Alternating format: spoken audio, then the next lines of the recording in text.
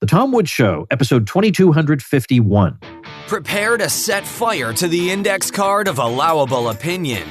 Your daily dose of liberty education starts here. The Tom Woods Show.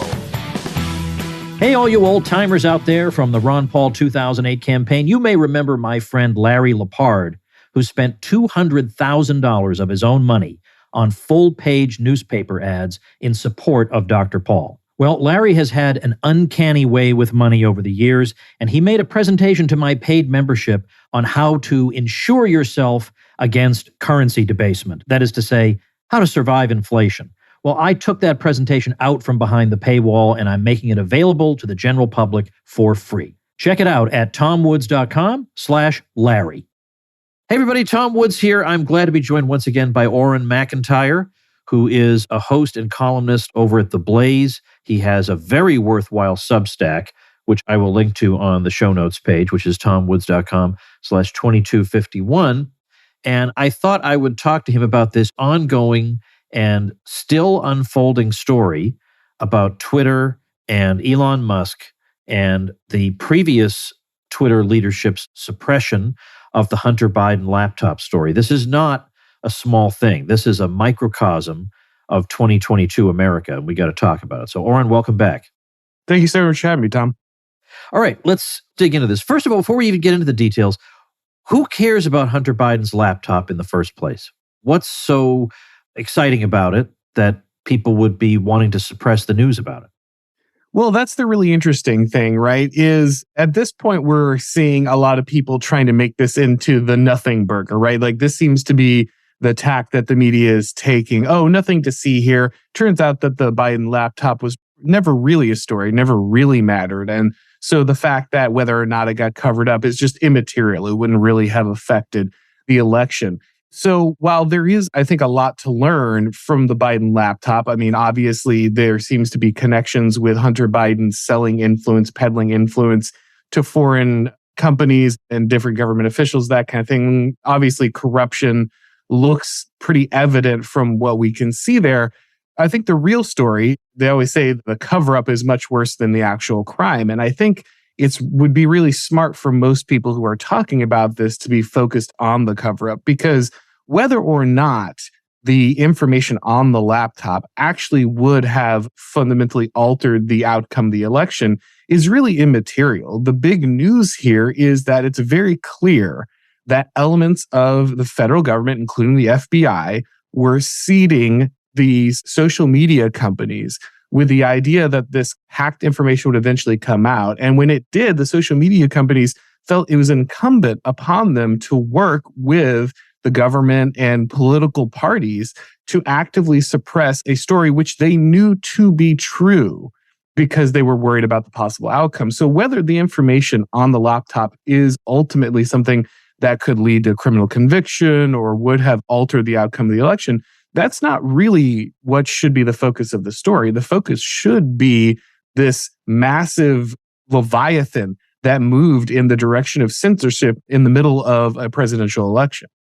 Well, I agree completely. That is the thing that I want to focus on. But just for background, I wanted to know, especially because it's obvious from the suppression of the story that the suppressors obviously fear there's something on there. And I was wondering, of course, what it is that they fear might be on there. Now, it's interesting that as this story has unfolded, and it's turned out that obviously there was some manipulation by Twitter, we'll talk about that the response has been, and by the way, if I never hear the word nothing burger again, it'll be too soon for me. Yeah. But the response has been, oh, there's nothing to see here. But how exactly could there be nothing to see here when, as we all know, if the tables were turned and it turned out that a right-wing media had suppressed a story that would have damaged Donald Trump, we would never hear the end of it. Nobody would allow us to say, oh, that's nothing. Never. Yeah, well, I mean, that's the power that the left has, though, right? Is that because they have this hegemonic control of media and kind of the consensus-making apparatus, they feel like they can completely disappear this. Now, I don't think that's possible because they are losing aspects of that. And we can tell because Twitter is releasing this in the first place, right? Like, no matter how you feel about Elon Musk, and I think a lot of people are reasonable in their hesitance to trust Elon Musk. They say, okay, he has certain opinions, he has certain relationships, he's obviously closely tied to the government in many ways. So I totally understand the skepticism of Elon Musk as like this totally pure figure that's going to come in and clean the closet and expose everything. I understand that.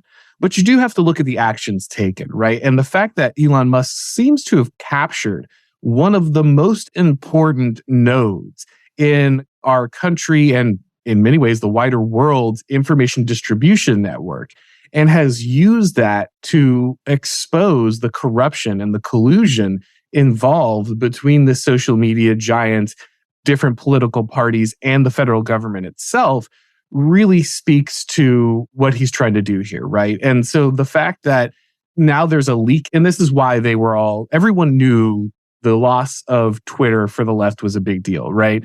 They made these noises for a reason, because they understand that Twitter is the dopamine delivery system for the average left-wing journalist. They can't leave. They don't know how. And so that means that this place where all of these stories get crafted, where all these narratives are filtered, is now not completely under the total censorship regime of progressives. And that is a very dangerous thing for a government that relies very heavily on the constant manipulation of information. And so I think it is very valuable that there is this ability for the narrative to be broken. Now, they are still operating under the assumption that they can enforce their will on this, right? It's not hypocrisy, it's hierarchy. Of course, the left is able to move past a story like this without any damage happening to them. They assume that they'll be able to, and for good reason, they usually have. I mean, just look at what's happened with Sam Bankman-Fried, right? Like this whole thing with crypto, this guy is going to get away with this massive scheme, and it looks like he's not going to pay any real costs. So it's a reasonable assumption for them to think that they can kind of push past this. But the real problem is this constant leak of information that's going to be coming from Twitter directly revealing all of this backroom dealing that's been happening. And their only real option at this point is to just flood the zone and poison the well and say, look, this coverage doesn't mean anything. There's nothing here. We're just showing how social media companies moderate people doing their job. No problem, right? You mentioned hypocrisy. I think it's important. It's a point you keep making, and it's important for us to drum it into our heads that what's going on here in cases like this is not hypocrisy, that the left wants freedom of speech for itself, but not for its enemies, and that just goes to show they're hypocrites. It does not show that they're hypocrites any more than the example I've given in the past. The 17th century Puritans were alleged hypocrites because they didn't allow religious liberty. They never claimed they believed in the abstract concept of religious liberty. Their principle was, if you're offering proper worship to God, then you should have religious liberty. That's their principle. They're not saying there's some abstract Enlightenment principle of religious liberty that should be granted to everybody. They never believed in that, so they were not hypocrites when they denied it to others. Well, likewise, the left does not, at least in this version of it, does not believe in any of these general principles. They believe in what advances the revolution. And in that, they're not hypocrites. They're very, very principled in adhering to that. What advances the revolution, that's our principle. That's what we favor.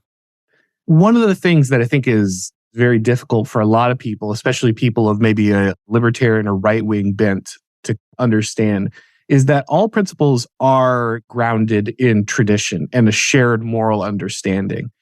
And I think a lot of the confusion that happens when we look at the left claiming certain principles and then retreating from them is we don't understand the process that's going on. We think that we are still operating under kind of this quasi-post-Christian residue of certain moral assumptions that everyone can operate under. And we thought that those were universal things that everyone would always apply to. And when they speak the language, we assume they're speaking that language.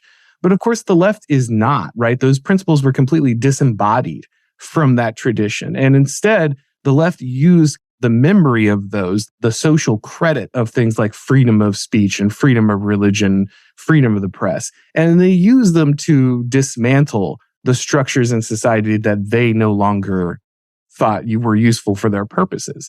And now that they're done dismantling those things, there's no way that they're just going to leave those disembodied principles laying on the table for someone else to pick up and use on their new institutions that they want to create. The left wants to create a new shared language. They want new definitions. This is why when they talk about democracy, they don't mean any kind of thing that we would have recognized as democracy. When they talk about freedom of speech, they're not talking about the same thing you are. And I think it's really difficult for people to understand. They think it's hypocritical because they're trying to hold the left to a principle that the left does not have. They think they share some kind of common language and they can shame the left into action.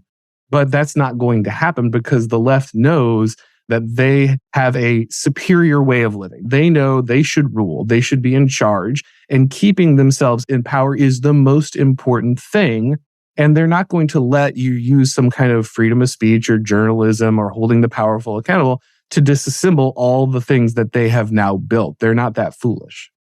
Hey folks, quick sponsor message. The world is so screwed up you cannot do anything on autopilot. You can't do anything just because everybody else is doing it. And that principle holds especially when it comes to healthcare. We all know how screwed up American healthcare is, but if you do what everybody else is doing, you're going to wind up in a crazy, broken system. Secede from that system with CrowdHealth. CrowdHealth reverses the vicious incentives that got us into this mess in the first place. CrowdHealth believes the insurance model is broken, and CrowdHealth has a better way to fund your healthcare costs. You see any doctor you want, no deductibles, no exclusions, no co-pays. You pay only the first $500 of any healthcare event. The CrowdHealth community takes care of the rest. So you pay one low monthly total to fund your account, and that monthly subscription helps fund healthcare costs of the entire CrowdHealth community. CrowdHealth gives you true peace of mind, and unlike insurance companies, it helps you find great care at a fair price. It always pays doctors as quickly as possible and actively negotiates to keep costs down for everyone. Take charge of your healthcare today with CrowdHealth. Open enrollment is the only time you can hit eject on the broken system without penalty, so don't wait. And for a limited time, join for just $99 per month for your first 6 months when you use promo code WOODS at joincrowdhealth.com. That's joincrowdhealth.com, promo code WOODS. CrowdHealth is not health insurance. It's a totally different way of paying for healthcare. Terms and conditions may apply. I want to go back to something you said about whether Elon Musk can be trusted, because I do see a lot of people cheering what he's doing, but then I see the occasional contrarian saying, well, he's part of the New World Order, he's part of this or that, or he's friends with this person, whatever. And the thing is, none of that really matters to me because I don't need Elon Musk to be a carbon copy of myself. I just would be happy if he did certain things. And if he stops doing those things, or if he does the opposite, then I'll oppose him.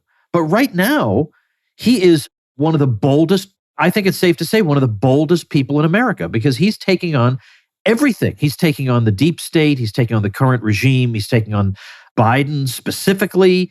Everybody. He's taking on the entire COVID establishment. Now, there are some things I wish he would do differently. I think Alex Jones should be restored. I think some of the doctors that were banned from Twitter, I hope they're eventually going to be part of this general amnesty. But for heaven's sake, he offered a general amnesty to a huge, huge number of people. I mean, I just saw Laura Loomer back on Twitter all of a sudden. This is not a small thing. And I think when somebody comes along who, does not agree with you, does not hold your ideology, but who is pretty sound on some things that matter, I'm not going to spend my time nitpicking the guy. I'm not looking for him to be an object of worship. I'm just looking to get a few practical advances out of the guy, and I think I'm getting them.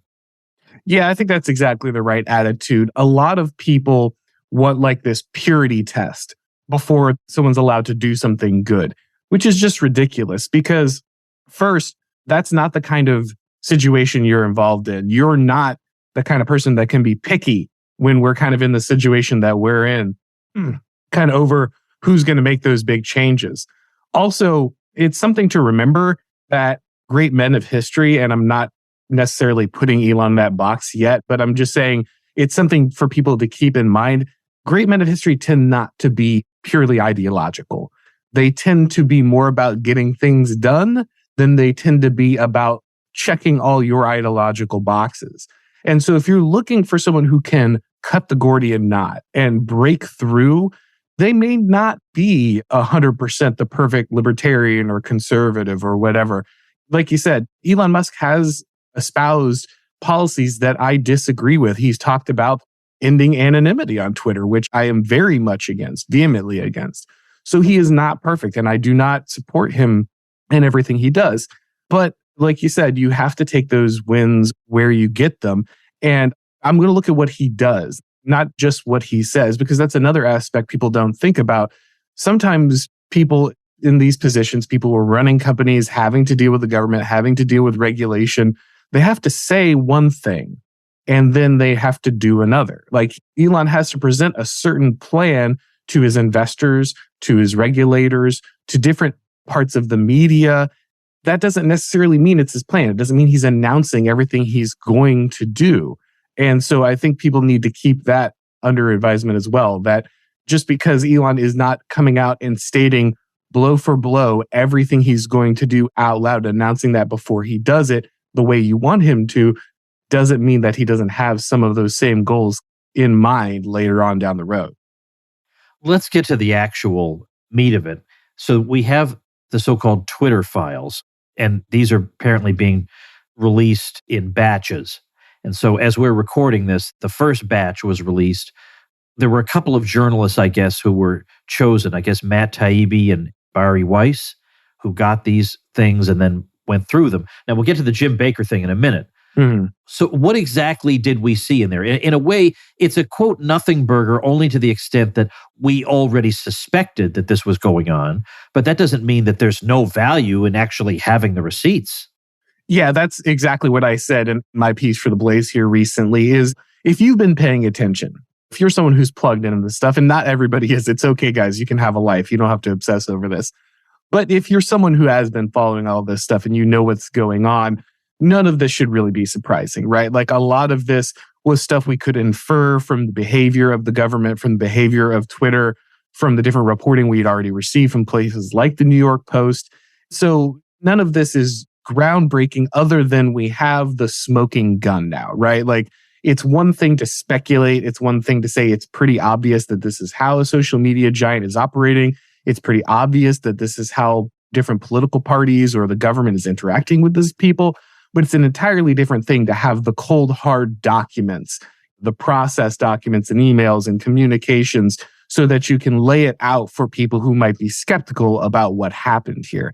And that's what Taibbi does in the thread, which is the first disbursement of documents. Like you said, we're supposed to get at least 2. And yeah, we'll get to why the second one has been delayed here because it was supposed to come pretty close together, but it hasn't. But so for Taibbi's part, he first lays out the communication part of it at first. He lays out the censorship process that goes on behind Twitter. And he says, first, Twitter is this free speech network, and it really does create this promise of connecting everyone. But over time, they have to create these tools to stop things like spam and financial fraud and those kind of things. And as is so often the case, once you create a tool that can censor in one way, it will eventually be used to censor in another way. And as advertisers and companies and political parties learn that these tools exist, they start putting in requests for censorship. So he kind of shows the communications between not just Democrats, but also the Republicans are also capable of submitting these requests, and posts are censored at the request of both political parties, which should be chilling all on its own. Like a lot of people try to make this out of like, oh, well, if both sides can do it, then it's fine. But obviously, like the fact that a political party can just have a private citizen's posts removed, and not just a private citizen, but all the way up to we see people like celebrities like James Woods are censored on behalf of requests of the Democratic National Committee. This is obviously a very regular process. But the other thing that Taibbi shows is that over time, because this whole system is based on requests and it's based on personal connections, the very progressive leanings of the Twitter staff lead them to honor the requests of Democrats far more often than the requests of Republicans. And we see far more conservative, libertarian, right-leaning people censored than we do people on the left. And so he shows that there's this culture of censorship and that the censorship runs one way. And then he goes deeper into the actual breakdown of the story, where we see the New York Post story emerge. And we know from other sources that the FBI is already having regular meetings with Twitter and Facebook and other social media giants, and they're laying the groundwork for you might receive hacked information and it might be manipulated or it might be false from the Russians, that kind of thing, an attempt to interfere with elections. So this is already percolating in the minds of the Twitter staff when this story lands.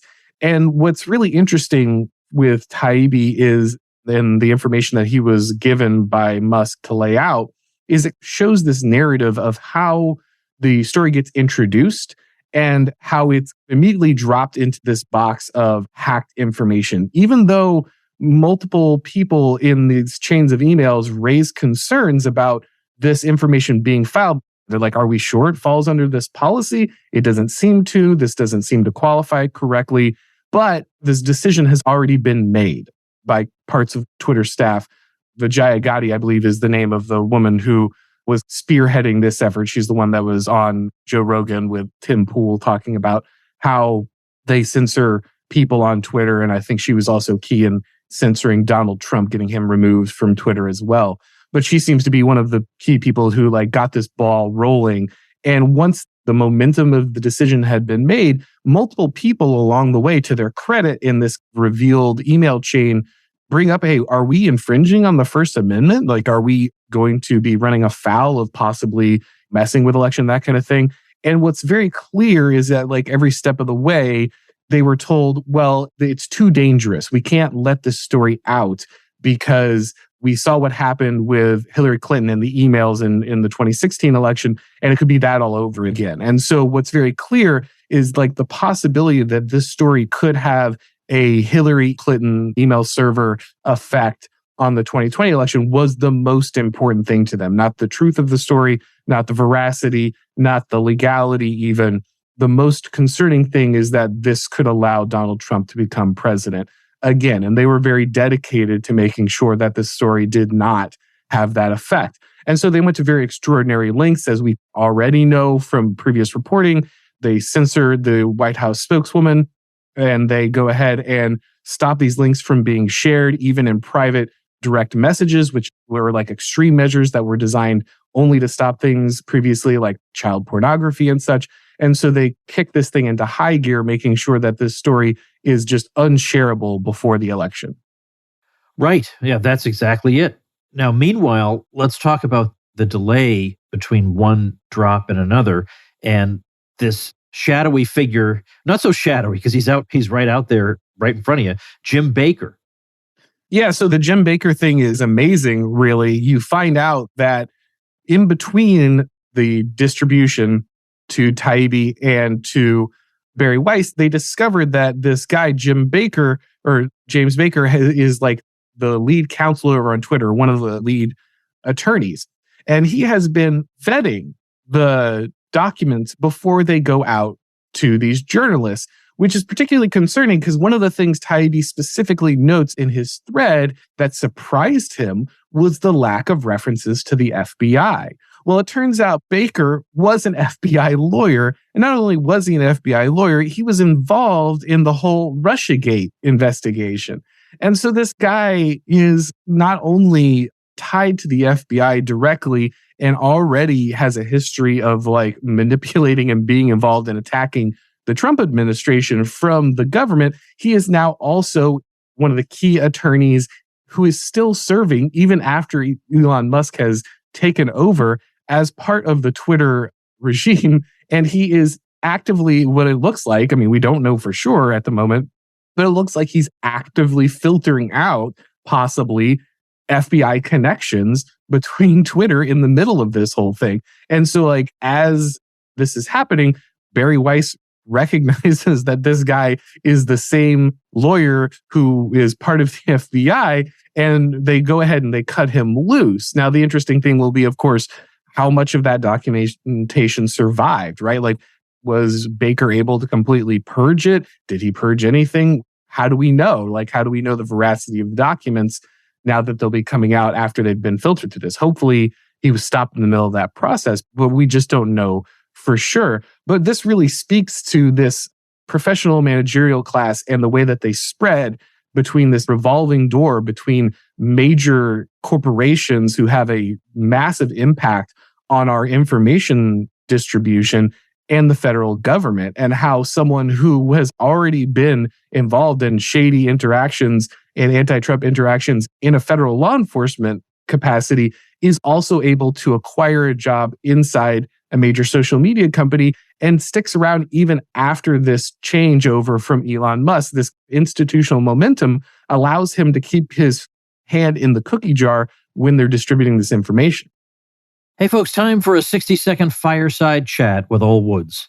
I want to tell you two things. The first, you already know. The second, you probably don't know. Here's the thing you know. You need life insurance because your loved ones are still going to have all those expenses after you're gone. Now, you know that with our philosophy, we talk all about individual responsibility. Well, you got to take that seriously, and that includes providing for your loved ones. But here's the thing you probably didn't know. It's way, way, way less expensive than you probably think it is, and that may have been one of the reasons keeping you from doing it. I have plenty of life insurance coverage. It gives me enormous peace of mind, and to this day, I'm shocked at how little I pay for it. Well, the best way to shop for life insurance to get the best price and the best package for you is with Policy Genius. Their technology makes it easy to compare life insurance quotes from top companies like AIG and Prudential in just a few clicks to find that lowest price. With Policy Genius, you can find life insurance policies that start at just $17 per month for $500,000 of coverage. They can help you find options that offer coverage in as little as a week and avoid unnecessary medical exams. Your loved ones deserve a financial safety net. You deserve a smarter way to find and buy it. Head to policygenius.com or click the link in the description or the show notes, depending how you're consuming this episode, to get your free life insurance quotes and see how much you could save. That's policygenius.com. So now that these documents are coming out, internal documents about how an issue like this is handled, obviously the conclusion you have to reach here is that if this is the tip of the iceberg that's visible to us, imagine the giant behemoth that's beneath the water. And so one hopes that this makes perhaps previously naive conservatives, let's say, who still had this lingering faith in our noble institutions, finally take a second look at things. If 5-6 years ago, somebody had said, by 2022, some people on the right are going to be calling for the abolition of the FBI, I would not have believed that, because why would I? But now we are seeing calls like that. And I hope that even though this is just one story, it obviously points to manipulation well beyond this story, that this will bring other people to these types of previously unheard of and radical conclusions. Yeah, Tom, and I'm one of those people. If you had talked to me 7 or 8 years ago about dismantling the FBI, I'd be like, okay, commie, very good for you. Yeah, right. Right? Exactly, yeah. I was one of these people, so I really am the target audience for this stuff. It's really only, it was really the COVID regime that broke my faith in the constitutional government as we have it today and its ability to operate fairly and in the interest of its citizens. So I think a lot of people will say things like, oh, well, if you don't understand it by now, you're never going to get it. And I don't think that's true. Day after day, I know a lot of people who are just normal, rock-ribbed, salt of the earth conservatives in red states and red areas who still hold on to their understanding of the government and its function and that it's on their side and that you back the blue no matter what and support these agencies. And I totally get that. I think you need those people. I think those people are really important. They want to live in a functional society. They are good people who want to be able to trust their government and trust their institutions and support the things that make the country better. I don't think you want to turn those people into like bomb-throwing radicals. I think what you want to do is reveal to them that the institutions that they want to trust and they want to believe in have rotted from the inside and do not care about them and their lives and the protection of their children. And I think when you do that, those people then become capable of supporting real reform, real changes. And like you said, you now have Republicans who are saying things like the FBI has to go. And it's hard to see how you can avoid that as a Republican candidate staring this stuff in the face. Now, the thing I talk about in my Blaze piece was that as a conservatives, what they should not expect, what people on the right, libertarians, what people should not expect is this big backlash against what Twitter did or what the FBI did or what political parties did. The journalists who are supposed to hold these people accountable, they do not care. They don't care about free speech. They don't care about journalistic integrity. They aren't actually motivated by any of those principles. They are interested in censoring and stopping people like Donald Trump from taking power. They care about that way more. That is their highest principle. It's not that they have no principles. It's that that is their principle. That is far more important than any of the things we think should be the objective truth or objective reporting. Those things are just not as valuable to them. And so there is not going to be some kind of major backlash from the New York Times or someone saying, oh, the FBI is out of control and we finally understand the problems here and we finally understand the corruption at the heart of these social media giants and we have to do. None of that's going to happen. But what can happen, what we are seeing, where the victories can come, are in the kind of things that Elon Musk is doing, right? Capturing those institutions that were progressive strongholds, exposing their corruption, and then making sure to expel these corrupt bureaucracies that have turned these institutions into effective party arms of the Democrats, right? And that is where victories will actually come in these real captures of institutions, these true restructurings of bureaucracies and systems. That's where you can actually see this stuff turn around. It's not going to come in some big sweeping revelation. So it's really important to have this smoking gun. It's really important to have this evidence. I think it does awaken more and more people like myself to kind of this level of corruption. And then it allows people to support the kind of guys who would make these changes. Because if you look at the Republican Party right now, there is a concerted effort to say, oh, the red wave didn't materialize.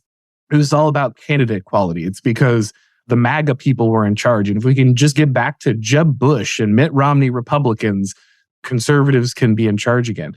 Like they are trying to contain the American First or MAGA or whatever wing of the Republicans who are looking to reform institutions like the FBI.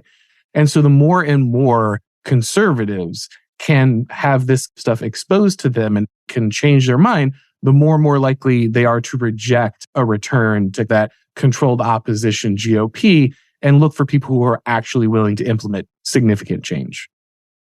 One more thing, I reported in my newsletter on an item involving Musk being lectured to by an EU official in a private meeting, basically threatening him and reminding him that there are certain rules in the EU about hate speech and disinformation.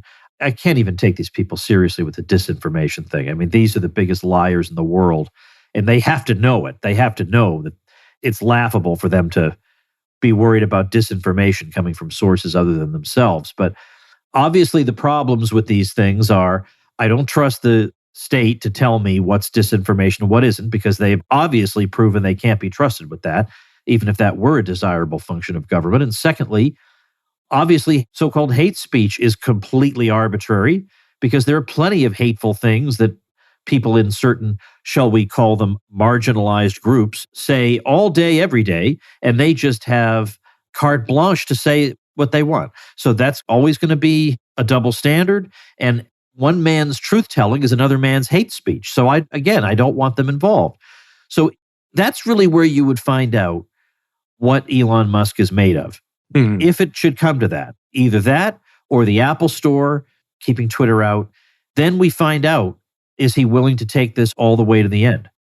Yeah, and we've already seen him in ways playing chicken with some of these threats, right? We've already heard rumblings, and it's unclear exactly how much of a threat came from Apple, that kind of thing. But we've already heard of him having to push back against this kind of censorship. The real problem, and this is the beauty of Musk taking over Twitter specifically, the real problem is like, you had these free speech apps before, right? We had like Parler and we have places like Gab. And the problem that these places have is, unfortunately, they end up being right-wing, conservative, canceled ghettos. They only contain the people who are already interested in this stuff, or they've already been pushed off of other platforms. And because of that, they're very easy to cancel. They can be painted as purveyors of hate, or they're being used to coordinate January 6th or whatever. And then the tech companies can obliterate them, right? And that makes them very soft targets. So you can't just go build your own Twitter, actually, because if you do, all the other parts of the Leviathan will just cut you off and isolate you and let you bleed to death out in the corners, right?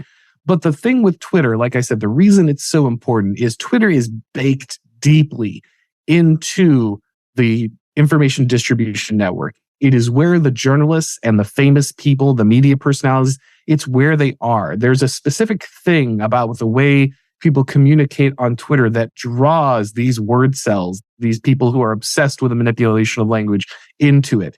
And they love the feedback, they love the interaction, they love the fawning they get, and they love the power that they used to be able to exert in these fields. And so Musk capturing this specific platform allows him a degree of leverage and uncancelability that just doesn't exist if he just went out and started Truth Social or something, right? And so they can make these threats, and maybe someone will eventually pull the trigger. Like if things get out of control enough, someone might actually try to make this happen. And then, like you said, that really is the test of Musk's mettle.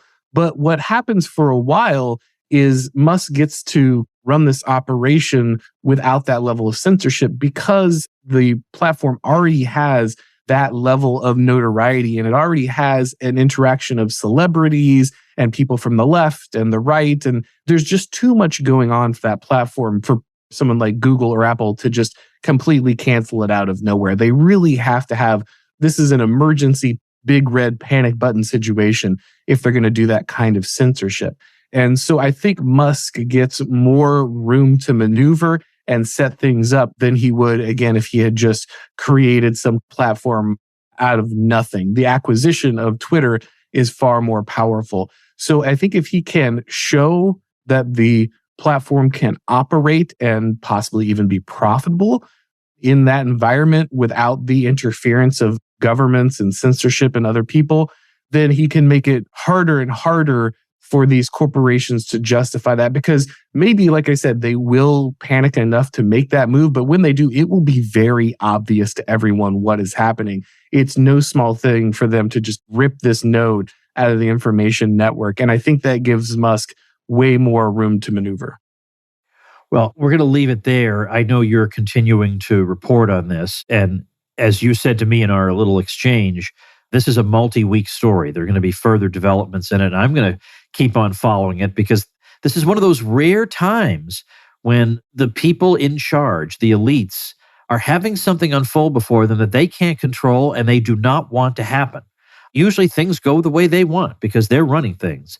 But suddenly there's this monkey wrench that's been thrown into the works that they didn't expect and they're not quite sure how to cope with. So it's entertaining and a revelation at the same time. So I want people to check you out. So I would recommend your Substack as well as your Twitter account as well, which I very much enjoy and profit from. And I'll link to both of these things at tomwoods.com/2251. Well, thanks so much, Orrin McIntyre. Appreciate your time. Thank you, sir. Appreciate it. All right, folks, that is another episode of The Tom Woods Show. I will see you next week. Become a smarter libertarian in just 30 minutes a day. Visit tomwoods.com to subscribe to the show for free, and we'll see you next time. Like the sound of The Tom Woods Show? My audio production is provided by Podsworth Media.